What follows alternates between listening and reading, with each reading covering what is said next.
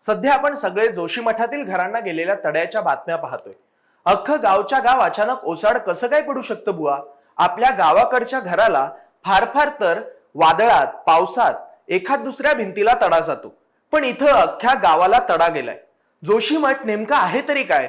जोशी मठाची सध्याची परिस्थिती काय आहे? जोशी मठाचा रामायण आणि महाभारताशी काय संबंध आहे?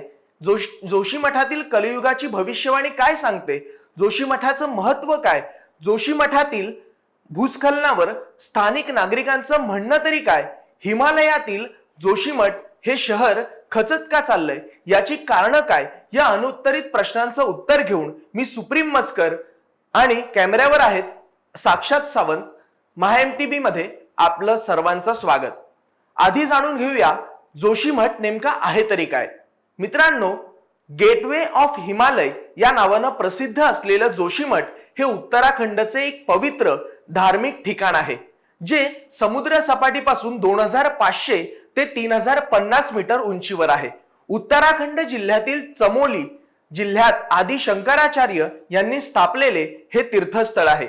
जोशी मठाचे प्राचीन नाव कार्तिकेयपूर होते, त्यामुळे जोशीमठ ही कात्युरी राजाची राजधानी होती। जेव्हा आदि शंकराचार्य 4 धामाच्या स्थापनेसाठी फिरत होते, त्यावेळी त्यांनी जोशी मठातील तुतीच्या झाडाखाली तप केले आणि येथे ज्योतिषाचे ज्ञान प्राप्त केले। म्हणूनच जोशी मठाला ज्योतिमठ आणि ज्योतिषपीठ म्हणून ओळखले जाते। शंकराचार्यांनीही येथे भगवान नरसिंहाची मूर्ती स्थापन केली होती, कारण जोशीमठ हे भगवान नरसिंहाचे तपस्थानही मानले जाते।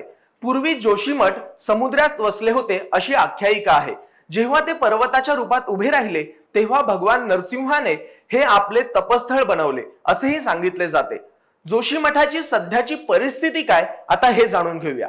जोशी मठाची जमीन अचानक धसत चालल्यानं येथील नागरिक घाबरून गेले आहेत। जमिनीला आणि घरांना भेगा पडत आहेत। लोक जीव मुठीत घेऊन आला दिवस काढत आहेत। मात्र हे संपूर्ण प्रकरण नक्की काय आहे ते पाहूयात। जोशीमठ गावात 4500 इमारती आहेत, त्यापैकी 610 इमारतींना भेगा पडल्यानं त्या धोकादायक बनल्या आहेत। अन्य इमारतींचं सर्वेक्षण सध्या सुरू आहे। धोकादायक इमारतींची संख्या वाढण्याची भीतीही आहे। याच भीतीमुळे लोक रात्री मोकळ्या अंगणात आभाळाच्या छत्रछायेखाली आपली रात्र काढत आहेत। जोशी मठात जमीन धसण्याची ही पहिली घटना नाही। या अगोदर 7व्या दशकात इथे जमीन धसत होती। याची कारण शोधण्यासाठी 1970 मध्ये गढवालचे कमिशनर महेश मिश्रा यांच्या अध्यक्षतेखाली समितीची नेमणूक केली गेली। या समितीने 1978 मध्ये दिलेल्या अहवालात जोशीमठ नीती आणि माना घाटीत मोठ्या परियोजना सुरू करू नयेत असे अहवाल समितीने दिला होता। मात्र अहवालाला केराची टोपली दाखवत या ठिकाणी बांधकाम सुरूच होते। नुकतेच उत्तराखंडचे मुख्यमंत्री पुष्कर सिंह धामी यांनी या ठिकाणी भेट दिली आणि लोकांशी बातचीत केली। ज्या घरांना तडा गेला आहे त्या घरातील लोकांना सुरक्षित स्थळी हलवण्याच्या सूचना अधिकाऱ्यांनी दिल्या आहेत। इस्रो आणि ONGC ला देखील जोशी मठाचा सर्वे करण्याचे आदेश त्यांनी दिलेले आहेत। आता जाणून घेऊया जोशी मठाचा रामायण आणि महाभारत काळाशी नेमका काय संबंध आहे ते। रामायण काळात हनुमानाचे जोशीमठ येथे आगमन झाले होते अशी आख्यायिका जोशी मठाबाबत आहे। जेव्हा लक्ष्मण मेघानंदाच्या शक्तिबाणाने बेशुद्ध झाले होते, तेव्हा संजीवनी बुटीच्या शोधात हनुमान येथे आले होते। हनुमानास रोखण्यासाठी रावणाने कालिनेमी नावाच्या राक्षसाला पाठवले। जोशी मठातच हनुमानाने कालिनेमीचा वध केला। कालिनेमीला हनुमानाने तिथे मारले। ती भूमी आजही लाल मातीसारखी दिसते। महाभारत काळात येथे हनुमानाने पांडवांना दर्शन दिले होते। अज्ञातवासातून स्वर्गाच्या प्रवासादरम्यान पांडव जोशी मठात गेले होते अशी ही एक मान्यता आहे। या घटनेची आठवण म्हणून आजही लोक कापणीनंतर पांडव नृत्य करतात। आता जाणून घेऊया जोशी मठातील कलियुगाची भविष्यवाणी काय सांगते ते। तर मित्रांनो, काही पौराणिक कथांनुसार नरसिंह बद्री मंदिरात स्थापन केलेल्या नरसिंहाच्या मूर्तीतील डाव्या बाजूच्या हाताचा सृष्टीवर ओढावणाऱ्या संकटाशी संबंध असल्याचे सांगितले जाते।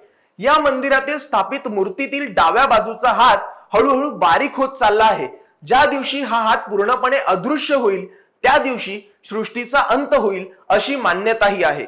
या मंदिरातील स्थापित भगवान नरसिंहाची ही स्वयंभू मूर्ती असून ती शाळीग्राम पासून तयार झालेली असल्याचेही सांगितले जाते। आता जाणून घेऊयात जोशी मठाचं नेमकं महत्व काय आहे? जोशीमठ शहर देशातील पुरातन शहरांपैकी एक आहे. हे शहर ऋषिकेश बद्रीनाथ राष्ट्रीय महामार्ग क्रमांक 7 वर आहे. बद्रीनाथ, ओली आणि हेमकुंड साहिबला जाणाऱ्या पर्यटकांना निवारासाठी हे सोयीचे ठिकाण आहे. पर्यटक रात्री येथे थांबतात. याशिवाय सैनिकांसाठीही हे ठिकाण महत्वाचं आहे. जोशी मठाचं फक्त धार्मिक, पौराणिक आणि ऐतिहासिक महत्व नाही, तर जोशी मठापासून तिबेट आणि भारताच्या सीमेचं अंतर फक्त 100 किलोमीटर आहे. भूस्खलनाचं प्रमाण असंच वाढत राहिलं तर जोशीमठ परिसरात भारतीय सैन्याचं असलेलं मुख्यालय आणि या भागात तैनात असलेले ITBPच्या बटालियनला देखील फटका बसू शकतो. रस्ते खराब झाल्यानं सैन्याला देखील मोठ्या प्रमाणात त्रासाला सामोरे जावे लागू शकते. आता जाणून घेऊया जोशी मठातील भूस्खलनावर स्थानिक नागरिकांचं म्हणणं काय आहे ते. उत्तराखंडच्या चामोली जिल्ह्यातील जोशीमठ शहरात घरांना तडे जाण्याला स्थानिक नागरिकांनी या परिसरात सुरू असलेल्या जलविद्युत प्रकल्प आणि भूगर्भातील बांधकामे जबाबदार असल्याचा गंभीर आरोप केला आहे.